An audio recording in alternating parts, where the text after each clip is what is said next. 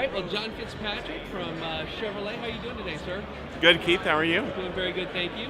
Well, we'd like to talk to you a little bit about the 2014 Corvette Stingray. We're out here at Sema, and we've seen some of the beautiful concepts that you guys are showing off, and really looking forward to seeing the other two tomorrow.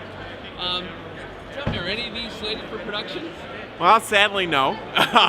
This great Corvette Gran Turismo that we have right here, I mean, we're so proud of it, and the partnership with GT6, the new game that's coming out.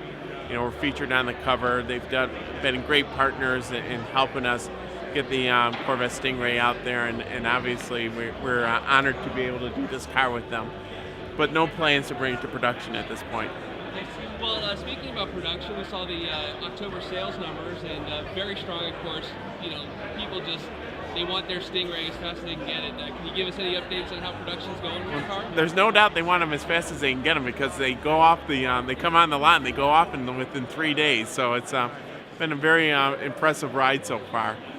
The issue right now we're facing is really a demand and supply. You know, it's as simple as that. The demand for the Stingray overall has been just fantastic, and you add on to it the Z51, which, you know, we knew it was going to be a well-received package and everything, but in some ways it was so well-received that demand for it is just outpacing our supply.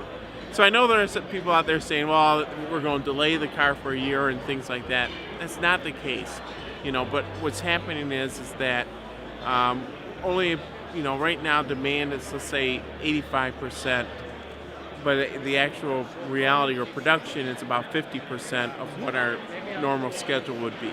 So you get a gap there, and that means you can't go out there and fulfill everything immediately. If you have patience, if you stay with us, we'll get you the car eventually, but we know that, you know, seeing them out there on the road, everybody wants to get behind the wheel as quickly as possible, and believe me, we want them behind the wheel. It's just working, trying to get those things resolved. So we had the problem with or not really the problem, the issue with the Z51. The issue with the carbon fiber tops are another similar situation, you know. We have a lot of people out there that love the look of that visible carbon fiber, that great black look on the roof. And it's the same situation. Demand is outstripping our supply, and you know, it's a really, especially with the carbon fiber, it's a complex technology. You know, people think, well, you know, you just put some carbon fiber together, weave it, and it looks great. But, you know, there's a lot of things that can go wrong in that process. And so what we try to do is make sure that we're doing everything we can to help that get more out there and meet that demand. So, again, and to be honest with you, one of the things that'll help is when we start convertible production, we'll have more, you know, right now the whole production is coupe, so when we bring convertible in, that relieves some of the pressure to get the top, so hopefully we can meet some of that demand in the future. So reports of, Z51's delayed for a year, you might have to wait a year to get a Z51, those sound to be grossly exaggerated. I would say so. I mean, obviously if you want a Corvette Stingray, the FE1, the great touring car that's out there, you know, probably can find one in just our usual 6 to 8 weeks. But if you're looking for the Z51, it's going to take a little bit longer than that, probably about 2 or 3 months on top of that. So again, if your patience and everything, we'll hopefully get to the car as quickly as possible. The other thing, of course, is working with the dealers and making sure, you know, you're working through a dealer. Now we have almost 2,000 dealers that are going to be eligible for Corvette allocation, up from about 1,000 before. So obviously the pool's a little bit deeper now. So you want to make sure you work with the dealers and you have the allocation and everything. Right.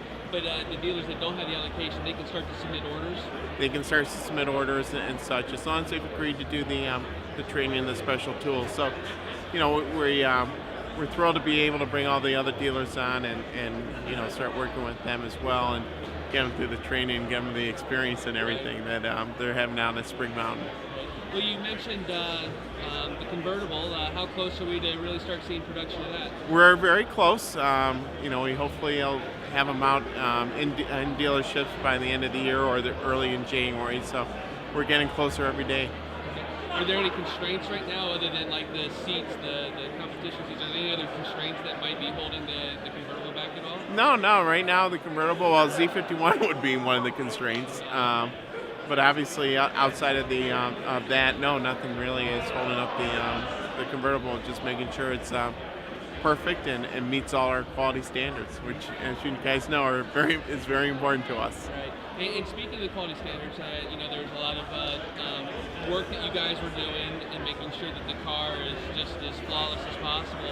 How do you feel your efforts have been to date? I know there's probably 4,000 to 5,000 Corvettes that have been built so far. The reaction we're getting from everybody is just superior.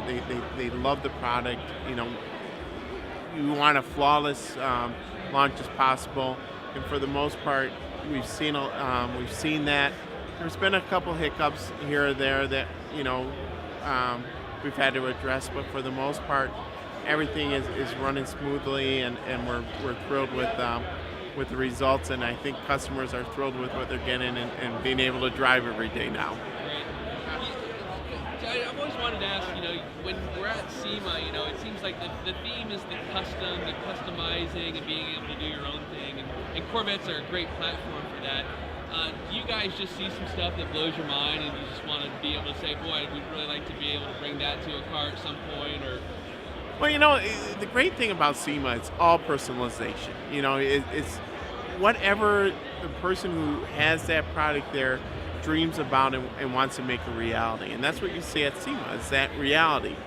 There are things that you'll see at SEMA that you're just like, well, I didn't know you could do that with a 22-inch wheel on a Corvette, or I didn't know you could do that with with stripes or paint and things like that.